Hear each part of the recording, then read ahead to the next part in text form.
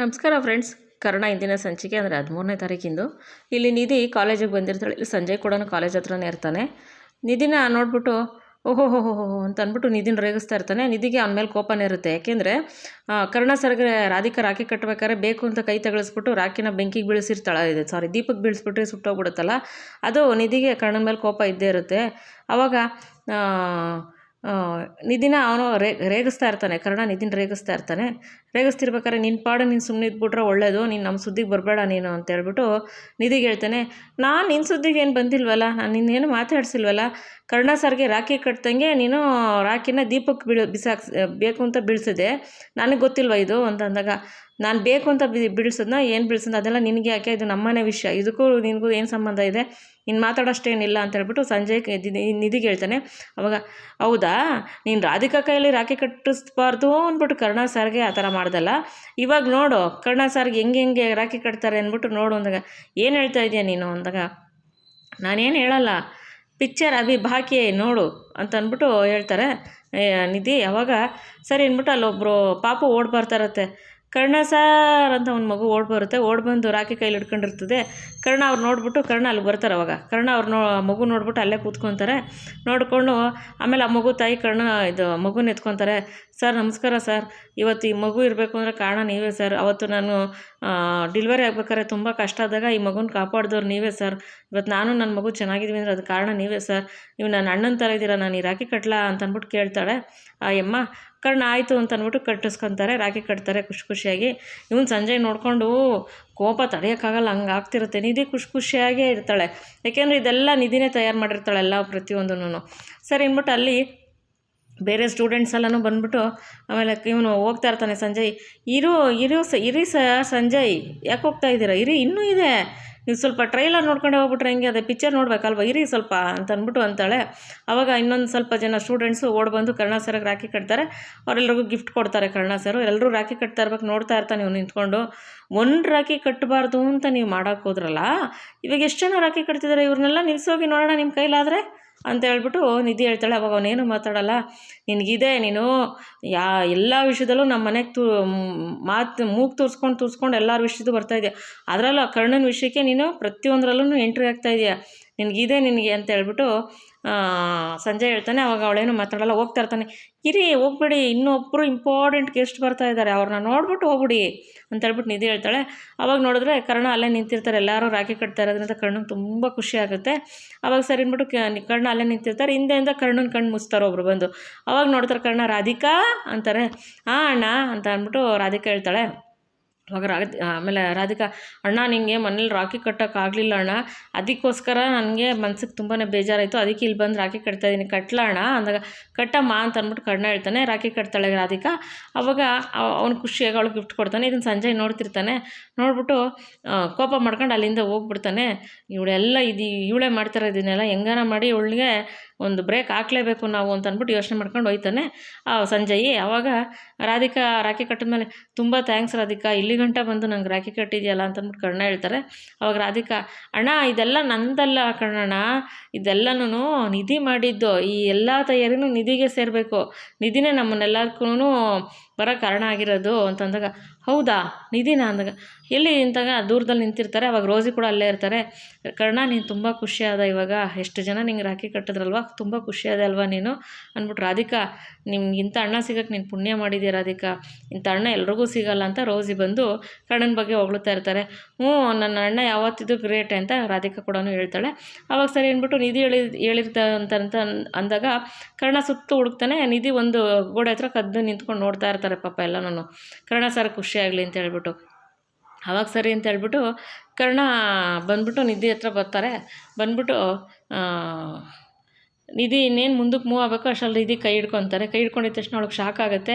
ಕೈ ಹಿಡ್ಕೊಂಡು ಅವಳು ಭುಜದ ಮೇಲೆ ಕೈ ಹಾಕ್ಬಿಟ್ಟು, ತುಂಬ ಥ್ಯಾಂಕ್ಸ್ ನಿಧಿ, ಇಷ್ಟೆಲ್ಲ ನನಗೆ ಮನ್ಸಿಗೆ ಸಂತೋಷ ಕೊಡಿಸ್ತಲ್ಲ, ನಾನು ಈ ಸಂತೋಷಕ್ಕೆ ನಿಜವಾಗ್ಲೂ ನನ್ನ ಲೈಫ್ ಟೈಮು ನಿನಗೆ ಥ್ಯಾಂಕ್ಸ್ ಹೇಳಬೇಕು ನನ್ನ ಲೈಫಲ್ಲಿ ನೀನು ತುಂಬ ಪ್ರೆಷಿಯಸ್ಸು, ನನಗಿಷ್ಟು ಖುಷಿಯಾಗಿರೋ ಥರ ಮಾಡಿದ್ಯಲ್ವ ನೀನು, ನಂಗೆ ತುಂಬ ಥ್ಯಾಂಕ್ಸ್ ಆಯಿತು, ನನ್ನ ಮನಸ್ಸಿಗೆ ತುಂಬಾ ಖುಷಿ ಆಯಿತು ಅಂತ ಹೇಳ್ಬಿಟ್ಟು ನಿಧಿಗೆ ಹೇಳ್ತಾರೆ. ಮತ್ತೆ ಅವಳಿಗೆ ಬೆನ್ನು ತಟ್ಬಿಟ್ಟು ಶಬಾಷ್ ಅಂತ ಹೇಳ್ತಾರೆ. ನಿಧಿಗೆ ತುಂಬ ಖುಷಿ ಆಗ್ಬಿಡುತ್ತೆ. ಸರ್, ನಿಮ್ಮ ಸ್ಟೂಡೆಂಟಾಗಿ ನಾನು ಇಷ್ಟು ಮಾಡಲಿಲ್ಲ ಅನ್ನೋಕ್ಕೆ ಸರ್, ನಿಮ್ಮ ಸಂತೋಷನೇ ನನ್ನ ಸಂತೋಷ ಸರ್, ನೀವು ಖುಷಿಯಾಗಿದ್ದರೆ ನನಗೆ ಅಷ್ಟೇ ಸಾಕು ಸರ್ ಅಂದಾಗ, ಥ್ಯಾಂಕ್ಸ್ ನಿಧಿ, ನನಗೋಸ್ಕರ ಇಷ್ಟೆಲ್ಲ ಫೇವರ್ ಮಾಡಿದ್ರಲ್ಲ, ತುಂಬ ಥ್ಯಾಂಕ್ಸ್ ನಿಧಿ ಅಂತ ಹೇಳ್ಬಿಟ್ಟು ಕರ್ಣಲ್ಲಿ ಥ್ಯಾಂಕ್ಸ್ ಹೇಳ್ಬಿಟ್ಟು ಹೋಗ್ತಾರೆ. ಆಮೇಲೆ ಇವಳಿಗೆ ತುಂಬಾ ಖುಷಿ ಆಗಿಬಿಡುತ್ತೆ. ಕರ್ಣಕ್ಕ ಕೈ ಇಟ್ಕೊಂಡು ಮತ್ತೆ ಅವಳಿಗೆ ಶಬಾಷ್ ಅಂತಿದ್ದು, ಅವಳು ಭುಜದ ಮೇಲೆ ಕೈ ಹಾಕಿ ಶಬಾಷ್ ಅಂತ ಹೇಳಿದ್ದೆಲ್ಲನೂ ತುಂಬ ಖುಷಿ ಆಗ್ಬಿಡುತ್ತೆ ಅವಳಿಗೆ.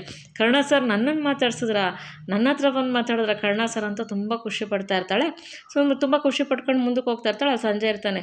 ಅವಾಗ ಏನು ಇಷ್ಟೆಲ್ಲ ರಾಖಿ ಕಟ್ಸ್ಬಿಟ್ಟು ಮಾಡ್ಬಿಟ್ಟು ಅಂದ್ಬಿಟ್ಟು ನೀನು ದೊಡ್ಡತನ ತೋರಿಸ್ಬಿಟ್ರೆ ನಿನಗೆ ಅಪ್ರಿಷಿಯೇಟ್ ಮಾಡಿಬಿಡ್ಬೇಕಾ ಅಂತ ಹೇಳ್ಬಿಟ್ಟು ಸಂಜೆ ಹೇಳ್ತಾನೆ. ಅವಾಗಳು, ಸರ್ ನಾನು ದೊಡ್ಡೋಳು ಅಂತ ಹೇಳಿಲ್ಲ ಸರ್, ನಿಮ್ಮಂಥ ದೊಡ್ಡವರು ಸಣ್ಣ ಬುದ್ಧಿ ತೋರಿಸ್ತಿರಲ್ಲ, ಅದಕ್ಕೆ ನಾನು ಹೇಳಿದೆ ಅಷ್ಟೇನೆ, ನಾನು ದೊಡ್ಡೋಳು ಅಂತೇನು ಹೇಳಿಲ್ಲ ಸರ್ ಅಂತ ಅಂದ್ಬಿಟ್ಟು ನಿಧಿ ಹೇಳ್ತಾಳೆ.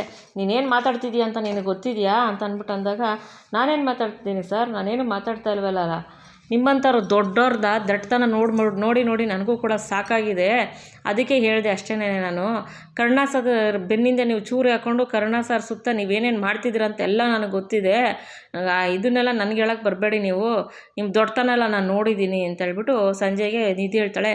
ಏಯ್, ಜಾಸ್ತಿ ಮಾತಾಡ್ತಾ ಇದೀಯ ನೀನು, ನಮ್ಮ ಫ್ಯಾಮಿಲಿ ವಿಷಯ ನಮ್ಮನೆ ವಿಷಯಕ್ಕೆ ಬಂದರೆ ನಾವಂತೂ ಸುಮ್ಮನಿರಲ್ಲ, ಹುಷಾರಾಗಿರು ಅಷ್ಟೇ ನೀನು ಅಂತ ಹೇಳ್ಬಿಟ್ಟು ಸಂಜಯ್ ಆವಾಜ್ ಆಗ್ತಾನೆ. ಯಾರಿಗೆ ಹೇಳ್ತಾ ಇದ್ದೀರಾ ನೀವು? ಈ ನಿಧಿ ಅದಕ್ಕೆಲ್ಲ ಯಾರು ಎದ್ರೋಳಲ್ಲ. ಕರ್ಣ ಸರ್ಗೆ ಒಂಚೂರು ಏನೇ ತೊಂದರೆ ಆಗ್ದಂಗೆ ಕಾಪಾಡ್ಕೊತೀನಿ ನಾನು. ಕರ್ಣ ಸರ್ಗೆ ಇನ್ಮೇಲೆ ಏನೇ ಆದ್ರೂ ಕರ್ಣ ಸರ್ ಸಪೋರ್ಟ್ಗೆ ಈ ನಿಧಿ ಇರ್ತಾಳೆ, ಅರ್ಥ ಆಯ್ತಾ ಅಂತ ಅಂದ್ಬಿಟ್ಟು ಅಂತಾಳೆ. ನೋಡ್ಕೊತೀನಿ ಅಂತ ಸಂಜಯ್ ಅಂತಾನೆ. ಹಿಂಗೆ ಅವಳು ತಲೆ ಕೆಡಿಸ್ಕೊಳ್ಳಲ್ಲ ನಾನು ಅಂತ ಅಂದ್ಬಿಟ್ಟು ಸುಮ್ಮನೆ ಆಗ್ಬಿಡ್ತಾಳೆ. ಆವಾಗ ಸರಿ ಅಂತ ಹೇಳ್ಬಿಟ್ಟು ಸಂಜಯ್ ಅಲ್ಲಿಂದ ಹೋಗ್ತಾನೆ. ನಿಧಿ ಕೂಡ ಬಂದುಬಿಡ್ತಾಳೆ. ಇಲ್ಲೇನಾಗುತ್ತೆ, ಕರ್ಣ ಸರ್ ಖುಷಿಯಾಗಿರ್ತಾರಲ್ವ, ಅದು ನೋಡ್ಬಿಟ್ಟು ರೋಸಿಗೂ ತುಂಬಾ ಖುಷಿ ಆಗುತ್ತೆ. ಇಲ್ಲಿ ನಿಧಿಯವ್ರ ಮನೇಲಿ ಏನಾಗುತ್ತೆ, ತೇಜಸ್ಸು ಸಾರಿ ನಿತ್ಯ ಅಂದಾಗ, ಅಲ್ಲ ತೇಜಸ್, ನೀನು ನನಗೆ ಹೇಳ್ಬೇಕಿತ್ತಲ್ವ ತೇಜಸ್, ಇಷ್ಟೆಲ್ಲ ವಿಷಯ ಮುಚ್ಚಿಕ್ಬಿಟ್ಟಿದೆಯಲ್ಲ ತೇಜಸ್, ನೀನು ನಿಮ್ಮಪ್ಪ ನಿಮ್ಮಮ್ಮಂಗೆ ನಮ್ಮ ಮದುವೆ ಇಷ್ಟ ಇಲ್ಲ ಅಂತ ನೀನು ನನಗೆ ಹೇಳಿದ್ರೆ ಆಗ್ತಿರ್ಲಿಲ್ವಾ ಅಂದಾಗ, ಕರ್ಣ ಎಲ್ಲ ನೋಡ್ಕೊತೀನಿ ಅಂತ ಹೇಳಿದ್ದಾರೆ ಬಿಡು, ಹೋಗ್ಲಿ, ಅಪ್ಪ ಅಮ್ಮನ ಒಪ್ಪಿಸ್ತೀನಿ ಅಂತ ಹೇಳಿದ್ದಾರೆ ಅಂತ ಅಂದ್ಬಿಟ್ಟು ತೇಜಸ್ ಹೇಳ್ತಾರೆ. ಅವಾಗ ಎಲ್ಲ ಕರ್ಣನ ಮೇಲೆ ಹಾಕಿದ್ರೆ ಹಾಗೆ, ಪಾಪ ಅವ್ರಿಗೆ ನಾನು ಬಾಯಿಗೆ ಬಂದಂಗೆ ಬೈದು ಎಷ್ಟು ಅವಮಾನ ಮಾಡಿದ್ದೀನಿ, ಆದರೂ ಅವ್ರು ಏನೂ ಮಾತಾಡಲಿಲ್ಲ. ನಿಜವಾಗ್ಲೂ ಅವರೆಷ್ಟು ಒಳ್ಳೆ ಸೈಲೆಂಟ್ ಮನುಷ್ಯ, ಎಷ್ಟು ಒಳ್ಳೆತನ ಇದೆ ಅವ್ರ ಹತ್ರ.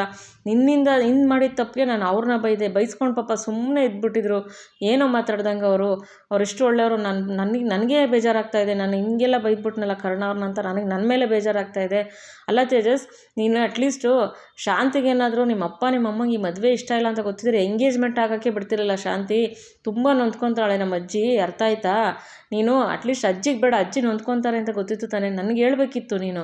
ನಾನು ಹೇಳಿದ್ರೆ ನಾನು ಏನೋ ಒಂದು ಮ್ಯಾನೇಜ್ ಮಾಡ್ತಿದ್ದೆ ತೇಜಸ್, ತಪ್ಪು ಮಾಡಿಬಿಟ್ಟೆ ನೀನು ತೇಜಸ್, ನೀನು ನನಗೆ ಹೇಳ್ಬೇಕಿತ್ತು ಅಂತಂದ್ರೆ, ಸಾರಿ ನಿತ್ಯ, ನಾನು ಸಾರಿ ಕೇಳ್ತಾ ಇದ್ದೀನಲ್ಲ, ಸಾರಿ ನಿತ್ಯ ಅಂದಾಗ, ನಮ್ಮ ಶಾಂತಿಗೆ ಪಾಪ ನನ್ನ ಮದುವೆದೊಂದು ಕನಸಾಗಿದೆ, ಈ ಥರ ಎಲ್ಲ ಇದ್ದಾಗ ನಮ್ಮ ಶಾಂತಿಗೆ ಎಷ್ಟು ನೋವಾಗಿದೆ ಗೊತ್ತಾ, ನನ್ನ ಅಪ್ಪ ಅಮ್ಮ ಇಲ್ದಿರೋ ನೋವು ಇಲ್ದಂಗೆ ಸಾಕಿರೋದು ನಮ್ಮ ಅಜ್ಜಿಗೆ ತುಂಬಾ ನೋವಾಗಿದೆ ಈ ವಿಷಯದಲ್ಲಿ ಅಂತ ಅಂದ್ಬಿಟ್ಟು ನಿತ್ಯ ಹೇಳ್ತಾಳೆ. ಸಾರಿ ನಿತ್ಯ ಅಂತ ತೇಜಸ್ ಸಾರಿ ಕೇಳ್ತಾನೆ. ಅವಾಗ ಅವಳೇನು ಮಾತಾಡಲ್ಲ, ಸೈಲೆಂಟ್ ಆಗಿಬಿಡ್ತಾಳೆ.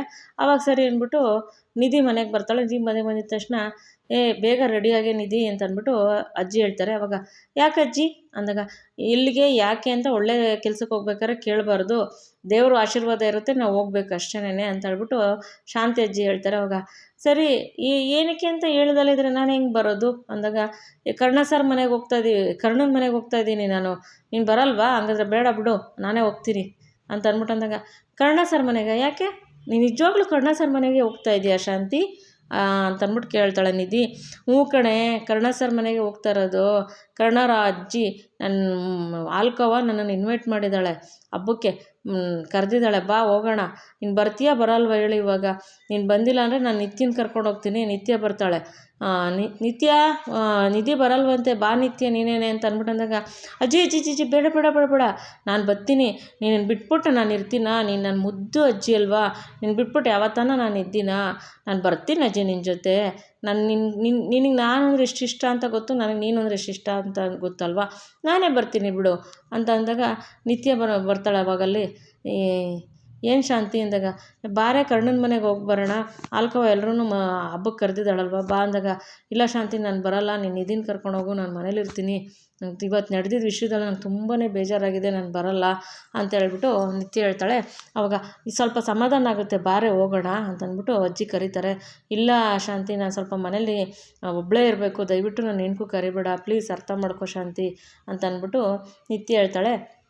ಆವಾಗ ಸರಿ ಬಿಡು ಆಯಿತು ಅಂತ ಅಂದ್ಬಿಟ್ಟು ಅಂದಾಗ, ಸರಿ ನೀವೆಲ್ಲ ಏನು ಮಾತಾಡ್ತಿದ್ದೀರ, ಇವತ್ತು ಏನಾಗಿದೆ ಅಂತ ನನಗೇನು ಹೇಳ್ತಾ ಇಲ್ಲ, ಏನಾಗಿದೆ ಹೇಳಿ ನನಗೆ ಅಂತ ಅಂದ್ಬಿಟ್ಟು ನಿಧಿ ಕೇಳ್ತಾಳೆ. ಅದೆಲ್ಲ ಏನೂ ಇಲ್ಲ ಬಿಡು ಅಂತ ಹೇಳ್ಬಿಟ್ಟು ಅಜ್ಜಿ ಹೇಳ್ತಾರೆ, ಶಾಂತಿ ಅಜ್ಜಿ. ಇಲ್ಲ ಏನೋ ಆಗಿದೆ, ನನ್ನ ಅಕ್ಕನೂ ಹಂಗೆ ಅಂತಾಳೆ, ನಾನು ಇಲ್ದಿದ್ದಾಗ ಏನೇನು ನಡೆದಿದ್ದೆ ಮನೇಲಿ, ಏನಾಗಿದೆ ಅಂತ ಹೇಳಿ ಅಜ್ಜಿ, ನನಗೆ ಅರ್ಥ ಆಗಬೇಕಲ್ವ ಏನಾಗಿದೆ ಅಂತ ಹೇಳಿ ಅಜ್ಜಿ ಅಂದಾಗ, ಅದು ಏನಿಲ್ಲ ಕಣೆ ನೀನು ಬಾಯ್ಲಿ ಅಂತ ಹೇಳ್ಬಿಟ್ಟು ಅಜ್ಜಿ ನಿಧಿನ ಕರೆಸ್ಬಿಟ್ಟು ಕೂರಿಸ್ಕೊಂಡಾದ್ಮೇಲೆ, ನನಗೊಂದು ಮಾತು ಕೊಡ್ತೀಯ ನೀತಿ ಅಂದಾಗ, ಹೇಳಿ ಅಜ್ಜಿ, ನಿಮ್ಮ ಮಾತು ಮೀರಿ ನಾನು ಏನು ನಡೆಸ್ತಾ ಇದ್ದೀನಿ, ನಿಮ್ಮ ಮಾತು ನಾನು ಯಾವತ್ತು ಮೀರಿದ್ದೀನಿ ಹೇಳಿ, ಪರವಾಗಿಲ್ಲ ಅದೇನು ಅಂತ ನಾನು ನಡೆಸ್ಕೊಡ್ತೀಯಾ ಅಂದಾಗ, ಹ್ಞೂ ನಡೆಸ್ಕೊಡ್ತೀನಿ ಹೇಳಿ ಅಜ್ಜಿ ಅಂದಾಗ, ನನಗೊಂದೇ ಒಂದು ಮಾತೈತೆ ಅಂದಾಗ, ಹೇಳಿ ಅಂದಾಗ, ನಾನು ಯಾವ ಹುಡುಗನ ತೋರಿಸ್ತೀನಿ ಆ ಹುಡುಗನ ನೀನು ಮದುವೆ ಮಾಡ್ಕೊಳಕ್ಕೆ ಒಪ್ಕೊತೀಯ ನಿಧಿ ಅಂತ ಅಂದ್ಬಿಟ್ಟು ಅಜ್ಜಿ ಕೇಳ್ತಾರೆ. ಕೇಳಿದ ತಕ್ಷಣ ನಿಧಿಗೆ ತುಂಬ ಶಾಕ್ ಆಗಿಬಿಡುತ್ತೆ. ಪಾಪ ಕರ್ಣನ ಬಗ್ಗೆ ತುಂಬಾ ಆಸೆ ಇಟ್ಕೊಂಡಿದ್ದಾರೆ ನಿಧಿ. ಅಜ್ಜಿ ನಾನು ತೋರಿಸಿದ ಹುಡುಗನ ಮದುವೆ ಆಗ್ತೀಯ ಅಂದಿದ ತಕ್ಷಣ ನಿಧಿಗೆ ಅಲ್ಲೇ ಕನಸೆಲ್ಲ ನುಚ್ಚು ನೂರಾಗ್ಬಿಡುತ್ತೋ ಮನಸ್ಸಲ್ಲಿ ಅಂತ ಅನಿಸುತ್ತೆ. ತುಂಬ ಬೇಜಾರಾಗಿ ಕೂತ್ಕೊಂಡ್ಬಿಡ್ತಾರೆ ನಿಧಿ, ಏನೂ ಮಾತಾಡ್ದಲೆ. ಇಲ್ಲಿ ಈ ಕಡೆ ಏನಾಗುತ್ತೆ, ರಮೇಶ್ ಮತ್ತು ನಯನತಾರ ಮಾತಾಡ್ತಿರ್ತಾರೆ. ಆವಾಗ ಸಂಜೆ ಅಲ್ಲಿ ಬರ್ತಾನೆ. ರಮೇಶ್ ಏನು ಥರ ಅಂದಾಗ, ಅಣ್ಣ ನೀನು ತಲೆ ಕೆಡಿಸ್ಕೋಬೇಡ, ನಾನು ಏನು ಮಾಡಬೇಕು ಅಂತ ನನಗೆ ಗೊತ್ತಿದೆ, ಇವತ್ತು ಸಂಜೆ ಎಲ್ಲ ನಾನು ತಯಾರು ಮಾಡಿದ್ದೀನಿ ಅಂತ ಹೇಳ್ಬಿಟ್ಟು ನಯನತಾರ ಹೇಳ್ತಾಳೆ. ಅಷ್ಟರಲ್ಲಿ ಸಂಜಯ್ ಬಂತಾನೆ. ಸಂಜಯ್ ಬಂದು, ಅಪ್ಪ ನಿಧಿಗೆ ಒಂದು ಗತಿ ಕಾಣಿಸ್ಬೇಕು ಕಣಪ್ಪ, ನಿಧಿ ಎಲ್ಲ ವಿಷಯದಲ್ಲೂ ಮೂಗು ತುರ್ಸ್ಕೊಂಡು ಕರ್ಣಿಗೆ ಸಪೋರ್ಟ್ ಮಾಡ್ಕೊಂಡು ಬರ್ತಿದ್ದಾಳೆ, ಆ ನಿಧಿಗೆ ಏನಾರು ಒಂದು ಮಾಡಬೇಕು ಅಂತ ಹೇಳ್ಬಿಟ್ಟು ಸಂಜಯ್ ಹೇಳ್ತಾನೆ. ಹೌದು ಸಂಜಯ್, ಅದನ್ನೇ ನಾನು ಮಾತಾಡ್ತಾ ಇದ್ದೀನಿ ಇವಾಗ. ಇವತ್ತು ಸಂಜೆನೇ ಅವಳಿಗೇನು ಬೇರೆ ಮದುವೆಯಾಗಿ ಬೇರೆ ಹೆಂಡತಿ ಆಗಬೇಕು ಅವಳು, ಆ ಥರ ಮಾಡ್ತೀನಿ ನಾನು ಅಂತ ನಯನತಾರ ಹೇಳ್ತಾಳೆ. ಅವಾಗ ಸಂಜಯ್, ಅತ್ತೆ ಏನು ಹೇಳ್ತಾ ಇದ್ದೀರಾ ನೀವು ಅಂದಾಗ, ಹೌದು ಸಂಜಯ್, ಇವತ್ತು ಸಂಜೆನೇ ಹುಡುಗನ ಬರೋಕ್ಕೆ ಹೇಳಿದ್ದೀನಿ ನಾನು, ಇಲ್ಲಿಗೇನೆ ನಿಧಿ ಬರ್ತಾ ಇದ್ದಾಳೆ ಇಲ್ಲಿಗೆ. ನಿಧಿನಾ ಅಂದಾಗ, ಹೌದು ನಿಧಿನೂ ಅವ್ರ ಅಜ್ಜಿ ಇಲ್ಲಿಗೆ ಬರ್ತಾ ಇದ್ದಾರೆ, ಹುಡುಗನೂ ಇಲ್ಲೇ ಕರೆಸ್ತಾ ಇದ್ದೀನಿ ಇವತ್ತು ಸಂಜೆ ಆ ಹುಡುಗ ಇವಳನ್ನ ನೋಡಿ ಒಪ್ಕೊಂಡು ಬೇರೆ ಅವ್ನಿಗೆ ಹೆಂಡ್ತಿಯಾಗಿ ಹೋಗ್ತಾ ಇರ್ತಾಳೆ. ಆವಾಗ ಕರ್ಣನ ವಿಷಯದಲ್ಲಿ ಅವಳು ಎಂಟ್ರಿನೇ ಆಗಲ್ಲ, ಕರ್ಣನ ಲೈಫಲ್ಲಿ ಅವಳು ಬರೋದು ಇಲ್ಲ. ನಮ್ಮ ಪಾಡಿಗೆ ನಾವು ಹೆಂಗೆ ಬೇಕೋ ನಾವು ಹಂಗೆ ಇರ್ಬೋದು. ಅವಳು ಕರ್ಣನ ಜೀವನದಿಂದ ದೂರ ಹೋಗ್ತಾಳೆ, ಬೇರೆ ಮದುವೆಯಾಗಿ ಅವನ ಹೆಂಡ್ತಿಯಾಗಿ. ಇದನ್ನು ನಾನು ಪ್ಲ್ಯಾನ್ ಮಾಡಿದ್ದೀನಿ ಅಂದಾಗ, ಹೌದಾ ಅತ್ತೆ ಅಂತ ಸಂಜಯ್ ಖುಷಿ ಆಗ್ತಾನೆ. ಅವಾಗ ರಮೇಶನು ವೆರಿ ಗುಡ್ ತಾರಾ ಅಂತ ರಮೇಶ್ ಹೇಳ್ತಾರೆ. ಇಲ್ಲಿ ಈ ಕಡೆ ಏನಾಗುತ್ತೆ, ನಿಧಿಗೆ ಅಜ್ಜಿ ಹಿಂಗೆ ನಾನು ತೋರಿಸಿದ ಹುಡುಗನ ಮದುವೆ ಆಗೋಂದಿದ ತಕ್ಷಣ ನಿಧಿ ಶಾಕಾಗಿ ಕೂತ್ಕೊಂಡ್ಬಿಡ್ತಾರೆ, ಏನು ಮಾತಾಡ್ದಲ್ಲೇ. ಸ್ನೇಹಿತರೆ, ಇವತ್ತಿನ ಸಂಚಿಕೆಯಲ್ಲಿ ಮುಗಿಯುತ್ತೆ, ಮುಂದಿನ ಸಂಚಿಕೆಯಲ್ಲಿ ಭೇಟಿಯಾಗೋಣ. ಈ ಸಂಚಿಕೆ ನಿಮ್ಗೆ ಏನಾದ್ರು ಇಷ್ಟ ಆಗಿರೋ ಒಂದು ಲೈಕ್ ಮಾಡಿ, ಶೇರ್ ಮಾಡಿ, ಸಬ್ಸ್ಕ್ರೈಬ್ ಮಾಡ್ಕೊಳ್ಳಿ.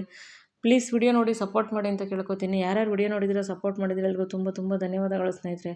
ಫಸ್ಟ್ ಟೈಮ್ ನೋಡೋರು ದಯವಿಟ್ಟು ಸಬ್ಸ್ಕ್ರೈಬ್ ಮಾಡ್ಕೊಂಡು ಚಾನಲ್ ನೋಡಿ. ನಾನು ಪ್ರತಿಯೊಬ್ಬರಿಗೂ ರಿಕ್ವೆಸ್ಟ್ ಮಾಡ್ತಾನೇ ಇದ್ದೀನಿ, ಸಬ್ಸ್ಕ್ರೈಬ್ ಮಾಡ್ಕೊಂಡು ಚಾನಲ್ ನೋಡಿ ಅಂತ. ಒಬ್ಬರಿಬ್ಬರು ಸಬ್ಸ್ಕ್ರೈಬ್ ಮಾಡ್ತಿದ್ದೀರ ಸ್ನೇಹಿತರೆ, ತುಂಬ ಥ್ಯಾಂಕ್ಸ್. ನಾನು ಇಷ್ಟು ಕೇಳ್ಕೊಂಡ್ರು ನೀವು ಸಬ್ಸ್ಕ್ರೈಬ್ ಮಾಡ್ತಿರಲ್ಲ, ನಿಜವಾಗ್ಲೂ ತುಂಬ ಥ್ಯಾಂಕ್ಸ್ ಅಂತ ಕೇಳ್ಕೊತೀನಿ. ಮತ್ತೊಮ್ಮೆ ವಿಡಿಯೋ ನೋಡೋದಕ್ಕೆ ಧನ್ಯವಾದಗಳು. ಅನಿಸಿಕೆ ಅಭಿಪ್ರಾಯ ಏನಿದ್ರು ಕಮೆಂಟ್ ಮಾಡಿ ತಿಳಿಸಿ. Thank you for watching.